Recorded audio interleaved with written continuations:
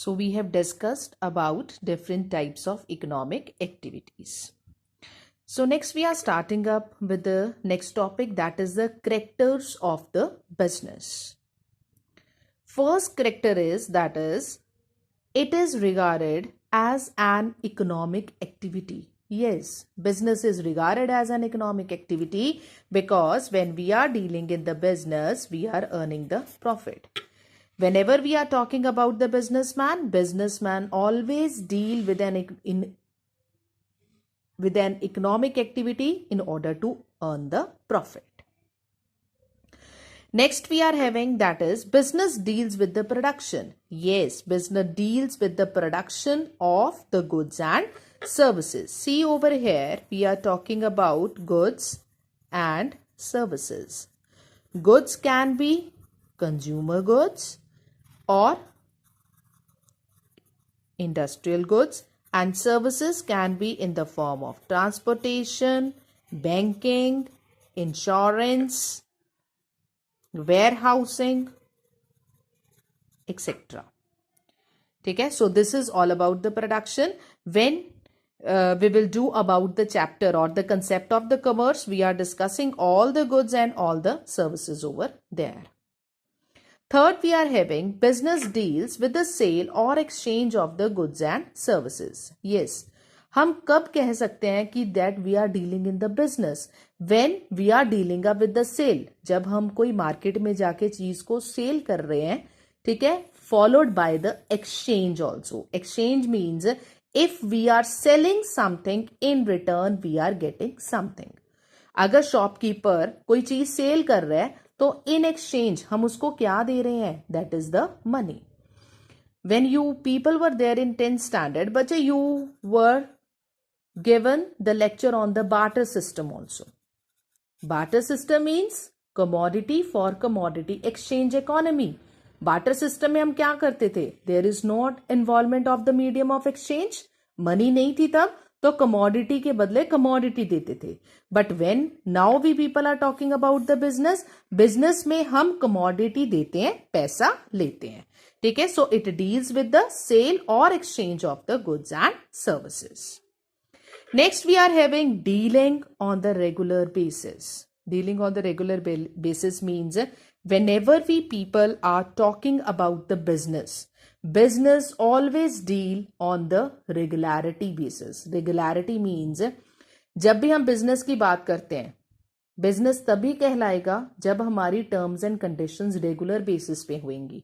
For example, I have to sell out one property. मैंने अपना घर ले रखा है, मैंने उस घर को सेल करना है.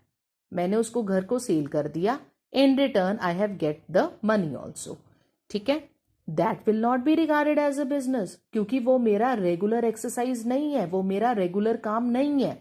ठीक है, again you can take the example of the property dealer. What is the work of the property dealer? Sell of the property, purchase of the property, sell of the property, purchase of the property. तो वो जौन सा उसका business है वो regular basis है, वो लेता रहता है, वो बेचता रहता है, वो लेता रहता है, वो बेचता रहता है. ठीक है, सो dealings on the regular basis, it will be regarded as the business.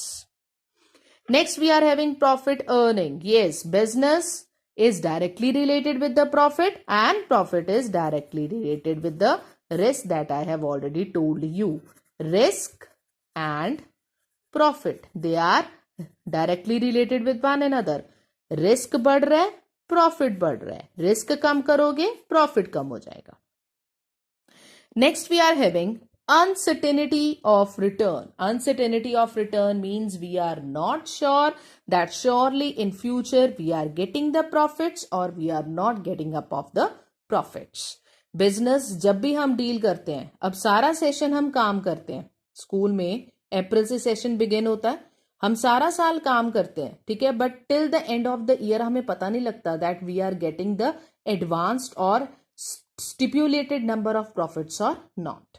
ठीक है, so uncertainty of the return, we are not sure about the profits.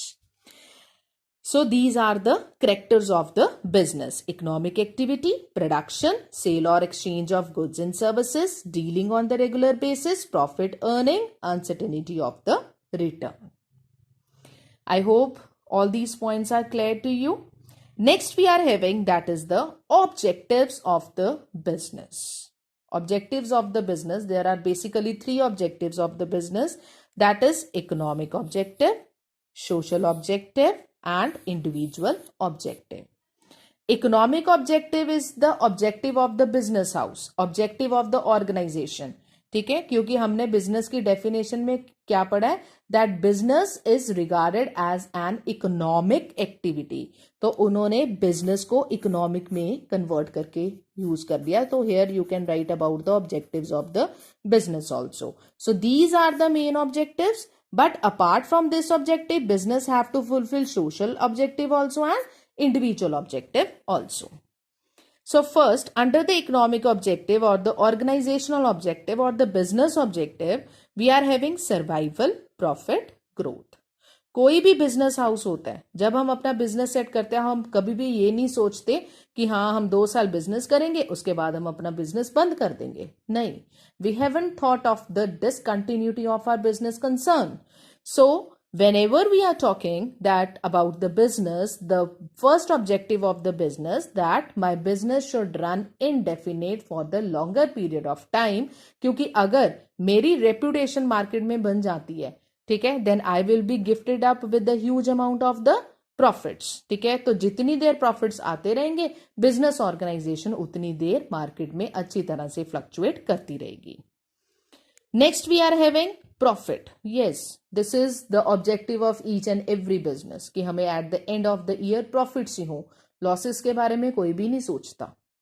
Third we are having growth. Growth means growth of the enterprise, growth of the organization. मैंने अपना business start किया, मैंने अपना business जौन सा है घर से ही स्टार्ट किया. जब मैंने अपने घर से बिजनेस स्टार्ट कर रही हूँ तो मैंने जौन सा सामान बेचने के लिए रखा हुआ था ना, वो सिर्फ एक रूम में ही रखा हुआ था. मेरे बिजनेस को बहुत ज्यादा इफेक्टिव अमाउंट्स ऑफ प्रॉफिट्स मिले बिकॉज मेरी रेप्यूटेशन भी बन गई, मेरी गुडविल भी बन गई मार्केट में. तो मैंने क्या किया, after we can say getting the profits, मैंने मार्केट में एक शॉप ले ली.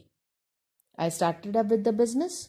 उसके बाद जब मेरे पास और इफेक्टिव प्रॉफिट्स आ गए, मैंने क्या किया, अपनी शॉप्स के साथ 2 और शॉप्स खरीद ली. क्लियर? तो अब ये क्या हो रहा है, that is regarded as the growth. Profits आते रहेंगे, बिजनेस उतना ही हमारा क्या करी जाएगा, ग्रो करी जाएगा. Next we are having that is the social objectives. Social objectives means business के कुछ ऑब्जेक्टिव सोसाइटी की तरफ भी होते हैं. ठीक है, because if we people are talking about the business, we have to do the selling and the purchasing of goods and services. तो हमारी इफेक्टिव सेलिंग तभी हो सकती है if we are having the good reputation in the market. तो reputation हमारी कौन बनाता है, that is the general public.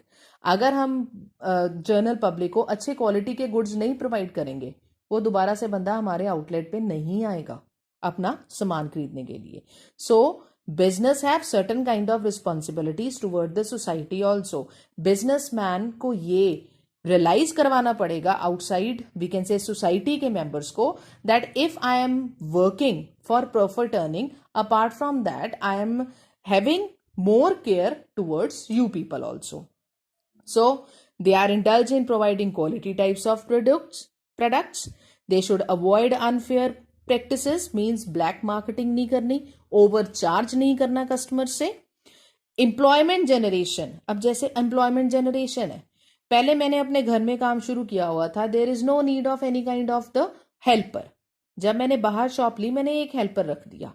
एक हेल्पर की बजाय फिर मैंने 2 शॉप्स ले ली, तो मेरे को नंबर ऑफ वर्कर्स और लेने पड़ेंगे. तो ये क्या हो रहा है कि अगर मेरा बिजनेस ग्रो कर रहा है, ठीक है, then it is giving the employment opportunity to the outside society also. Next we are having social service. Social service, social service में अब क्या आ सकता है, what we can talk in the social services. Social services means that is providing the services to the society. ठीक है, जितनी तुम community को सर्विसेज प्रोवाइड करोगे उतना ही तुम्हारा क्या होएगा, जौन सा सोशल स्ट्रक्चर है वो स्ट्रांग होएगा.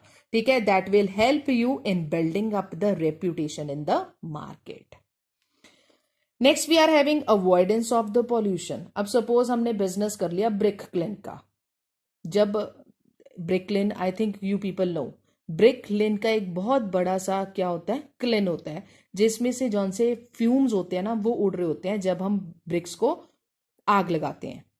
तो that fumes are very dangerous for the health. तो अगर मैंने अपने ब्रिक क्लिन का बिजनेस शुरू किया, ठीक है, तो जब मैंने अपने ब्रिक क्लिन के लिए सेटअप के लिए जगह देखी ना, then I having the preference कि जौन सा मेरा ब्रिक क्लिन है that should be outside the residential area, so that जौन से बनते हैं उनको कोई प्रॉब्लम ना आए, उनको कोई ब्रीदिंग प्रॉब्लम ना आए, उनको कोई दिक्कत ना आए मेरे बिजनेस से. ठीक है, so over here also what I am talking about that is the avoidance of the pollution. Next we are having individual objectives. Individual objectives means जौन से पर्सन बिजनेस में इन्वॉल्व हैं, जो बिजनेस में काम कर रहे हैं, उनके भी पर्सनल ऑब्जेक्टिव्स होते हैं.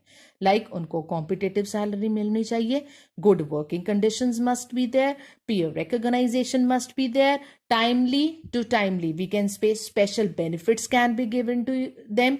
ठीक है, like housing facility, medical facility, free education of the children of the workers as well as the employees. तो ये क्या है? That is regarded as the individual objectives of the concern. ठीक है, so I hope you understand the types of economic activities. Then we have done the characters of the business and then we have done the objectives of the business.